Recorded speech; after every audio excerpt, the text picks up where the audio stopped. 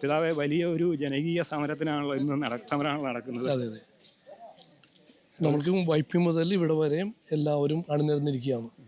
നമ്മളുടെ അനീതിക്കെതിരെയും അധർമ്മത്തിനെതിരെയും അസത്യത്തിനെതിരെയും എല്ലാവരുടെയും മനുഷ്യ ചങ്ങല, അത് സ്നേഹത്തിൻ്റെ ചങ്ങലയാണ്.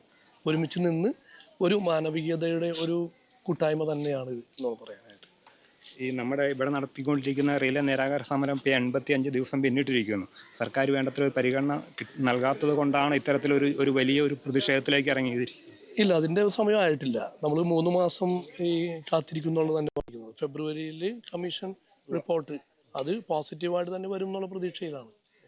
പക്ഷേ ഇവരേതെല്ലാം ആരംഭിച്ചിരിക്കുന്ന ആ സമരത്തോട് കൂടെ നിൽക്കാൻ തന്നെ, അവരോട് കൂടെ നിൽക്കാൻ വേണ്ടി തന്നെയാണ്. പക്ഷേ അവരുടെ അവകാശങ്ങൾ സാധിച്ചെടുക്കുന്നതുവരെ ഞങ്ങളെല്ലാവരും കൂടെ ഉണ്ടാവും. അപ്പോൾ അതിൻ്റെ ഒരു സൂചന അത്. അവർ സമരം നടത്തിക്കൊണ്ട് റിലേ നിരാഹാര സമരം നടത്തുന്നവർക്കുള്ള ഐക്യദാർഢ്യം എന്ന നിലയിലാണ്. തീർച്ചയായിട്ടും അവരോട് കൂടെ നിൽക്കാനായിട്ട്. കാരണം അവർ ഒറ്റപ്പെട്ടു പോവില്ല. അവർ ഇപ്പോൾ പാർശ്വവൽക്കരിക്കപ്പെട്ടവരാണ് അവർ. കാരണം അവരുടെ അവകാശം നഷ്ടപ്പെട്ടിരിക്കുന്നു. അപ്പോൾ അവരുടെ ബന്ധനങ്ങൾ മാറ്റാൻ വേണ്ടി ആളുകൾ സ്നേഹത്തിൻ്റെ ചങ്ങല തീർക്കുകയാണ്. അതാണ് തന്നെയാണ്.